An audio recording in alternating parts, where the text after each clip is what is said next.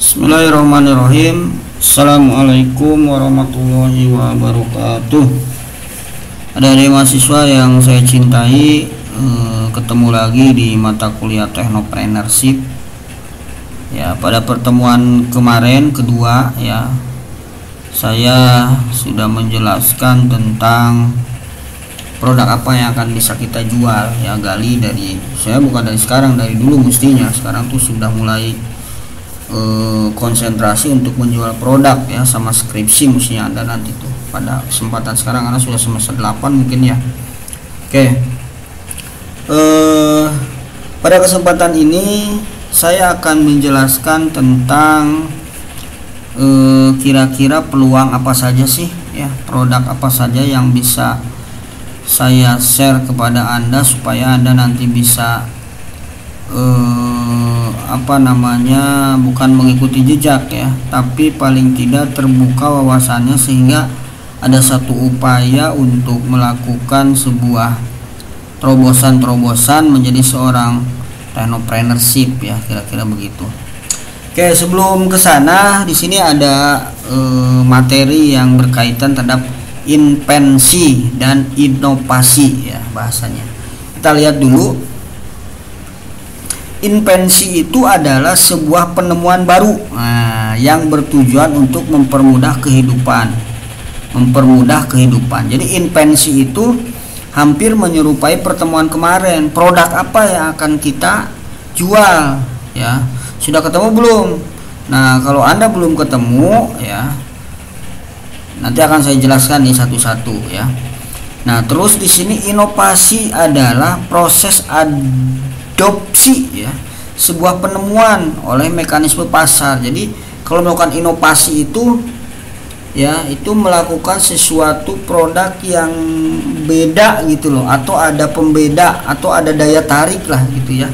Kalau secara bukan ilmu dalam teknologi ya, itu coba Anda lihat di waralaba kuliner ya, kuliner itu.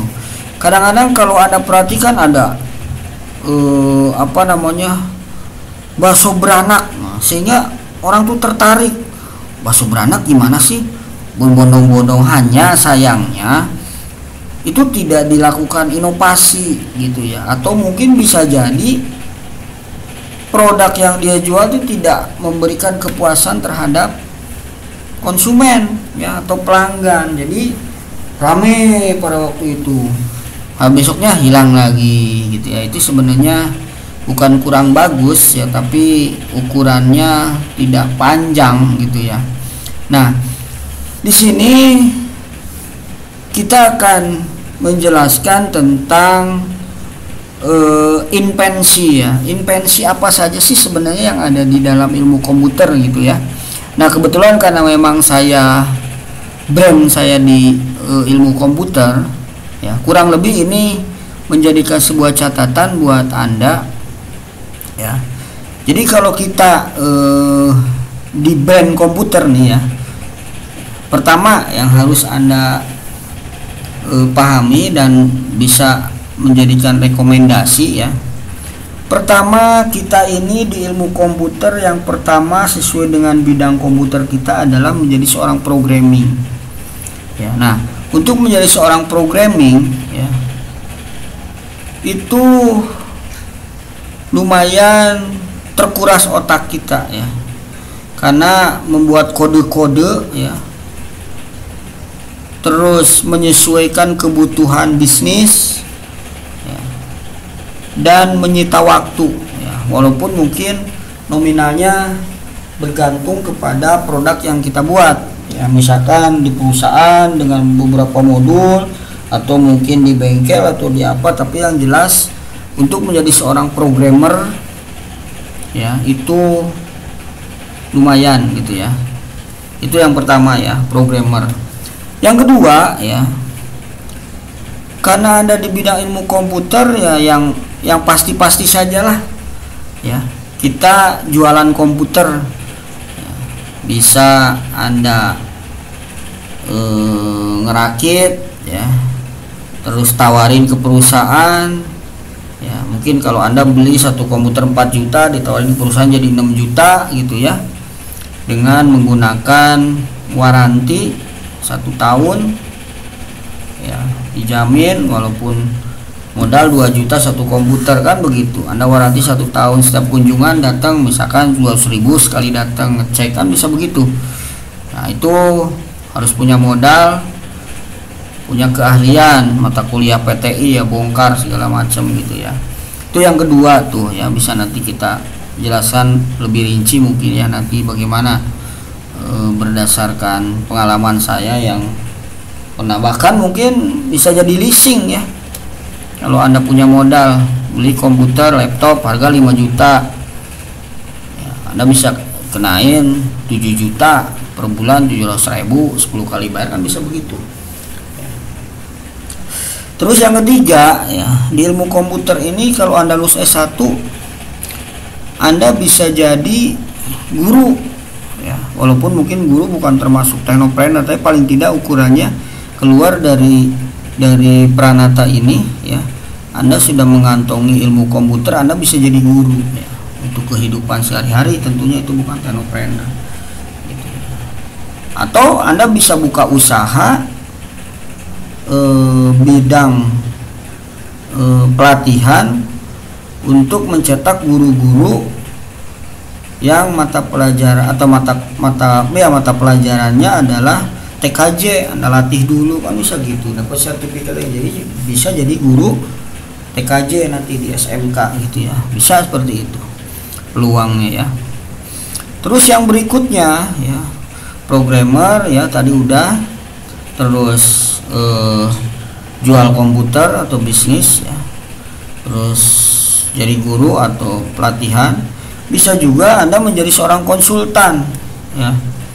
Nah, konsultan juga bisa berbagai macam, bisa jual sistem ke perusahaan, bisa jual kontrak maintenance gitu ya. Anda bisa jadi seorang konsultan ya. Silakan aja, nanti bidang-bidangnya tinggal dicatat saja ya, dibikin badan usaha dan lain sebagainya, lihat di modul tata caranya sudah disiapkan ya. Nah, kira-kira itu yang bisa menjadi peluang-peluang ke depan gitu ya. Nah, terus yang kelima ya, kira-kira bisnis apa saja yang bisa kita terapkan dalam ilmu komputer ini gitu ya. Nah, bisa juga Anda menjadi seorang technopreneurship dalam bidang konsultan untuk database ya, database administrator. Mungkin yang sekarang ini yang lebih cenderung di perusahaan itu, kebanyakan perusahaan-perusahaan itu kan menggunakan sistem ISO. Nah, Anda bisa tidak menciptakan ya dalam bentuk dokumen-dokumen itu menggunakan teknologi zero paper gitu ya. Artinya tidak ada dokumen-dokumen kertas, tapi semua sudah diintegrasikan di dalam sebuah server atau dalam sebuah database. Nah, Anda rancang databasenya. Nah, dari database itu nanti dikolaborasikan dengan Office, sehingga mereka itu kerjanya di Office, bisa Word, Excel ya, PowerPoint, tapi muara datanya masuk ke dalam database, sehingga pada waktu nanti perusahaan membutuhkan data atau misalkan audit dan lain sebagainya, itu semua sudah ada di dalam Office dengan mengacu kepada database. Jadi database administrator gitu ya, itu juga bisa dijadikan sebagai produk yang akan Anda jual gitu ya. Kira-kira seperti itu. Dan mungkin masih banyak-banyak lagi yang lainnya ya, seperti misalkan ya Anda jadi seorang jaringan ya, gabung masang CCTV gitu ya. Mungkin yang sekarang tuh masang CCTV yang ramai kerjasama dengan yang punya alat, atau Anda beli alat CCTV terus Anda tukang masang. Nah, sebenarnya banyak lah kalau bicara teknologi itu, tapi kurang lebih poin-poinnya ya, karena memang saya juga sebenarnya bukan teknopreneur murni, saya itu seorang dosen, tapi saya dulu pernah melintang di dunia industri ya, sehingga pekerjaan-pekerjaan untuk menjadi seorang teknopreneur saya paham banget ya. konsultan ERP juga bisa. Hanya saja kembali kepada materi kemarin, produk yang akan kita jual itu apa gitu. Sebenarnya banyak di dalam technopreneurship gitu ya. Yang penting kita ada punya niat dan itikad menjadi seorang pengusaha dalam bidang teknologi, mungkin gitu. Jadi kalau saya simpulkan, pertemuan kali ini itu adalah kita disarankan membuat invensi ya. Invensi itu penemuan apa, nanti kalau sudah penemuan itu bisa kita jual, sudah terjual, baru kita melakukan inovasi-inovasi ya, kira-kira begitulah ya. Tapi pada umumnya sih kalau lulusan dari SITI ini brandnya adalah rata-rata ya, rata-rata biasanya ke programming, analis ya, atau biasanya ke jaringan, umumnya sih seperti itu. Terlepas dari hardware itu sudah include di dalamnya. Oke, mungkin pertemuan kali ini itu aja dulu yang bisa saya sampaikan. Mudah-mudahan nanti dalam pertemuan berikutnya akan saya jelaskan lagi secara lebih rinci jenis-jenis daripada bisnis dalam dunia technopreneurship ya. Oke, itu aja yang bisa saya sampaikan. Kurang lebihnya saya mohon maaf. Saya akhiri dulu. Billahi taufik wal hidayah. Assalamualaikum warahmatullahi wabarakatuh.